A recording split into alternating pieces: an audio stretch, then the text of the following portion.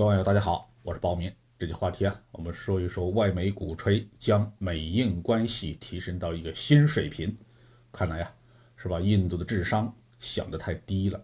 美国全力以赴的拉拢印度，向印度极力示好，核心目的就一个：反华。2022年发布的美国国家安全战略中明确，由于印度是世界上最大的民主国家和主要的防务伙伴，美国和印度将通过双边和多边合作，支持我们对自由开放的印太的共同愿景。但是到现在为止，美国对印度的反华态度还不是太满意。2023年1月6号，有媒体发表了美国太平洋论坛总裁大卫·桑托罗的一篇文章，公开抱怨印度不肯死心塌地地跟着美国反华。美国和印度之间其实是有很多分歧的，比如说美国对巴基斯坦出口 F-16 战斗机的问题，印度对俄罗斯的外交立场问题，都是彼此都不能谅解的事情。但是美印之间如今有一个共同的对手，中国。美国早就把中国作为一个步步紧逼的对手写进了国家战略安全文件，而印度和中国长期以来存在着边境领土主权的纠纷，甚至还为此发生过多次武装冲突。另外，印度一直认为自己才应该是那个第三世界的领袖，对于中国的国际地位、政治影响力、经济建设和社会发展的成就总是羡慕嫉妒恨。苍蝇不叮无缝的蛋，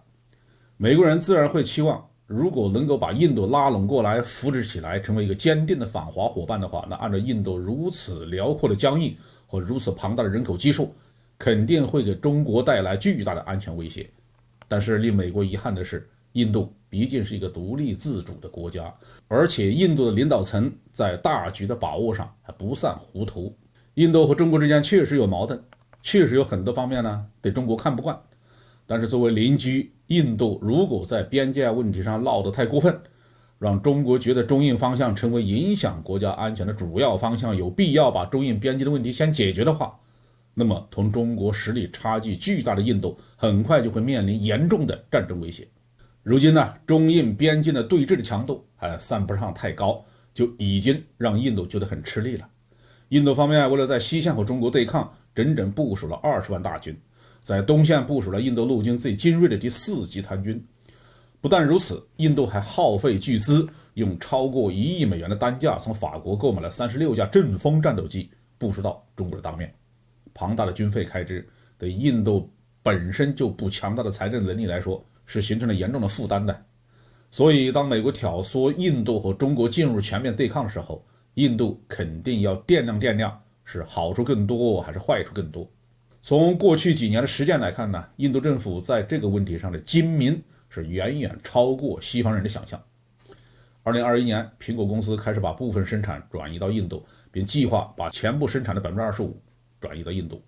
印度于是拿中国做借口，要求美国对印度进行高技术的转让和产业的扶持。但是印度却从来不肯加入美国提出的军事同盟，不愿意把自己的国家安全的目标设定成对抗中国。所以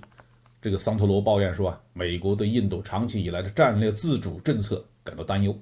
这些西方专家们似乎把印度人的智商想得太低了。印度虽然经济发展和社会治理都存在着很大的问题，但印度人的个人能力、智力，对高新技术产业的适应能力是相当强的。在美国，有大量的高技术企业的负责人是印度人，在各种研究机构，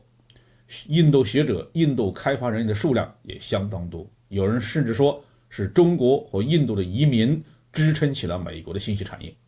印度政坛早就看透了西方的虚伪，看透了西方不过是希望自己像乌克兰那样去做炮灰罢了。所以美国人的傲慢正好给了印度一个机会，利用美国急于和中国对抗的心理，从美国那里尽量的获取各种经济、军事、技术方面的好处。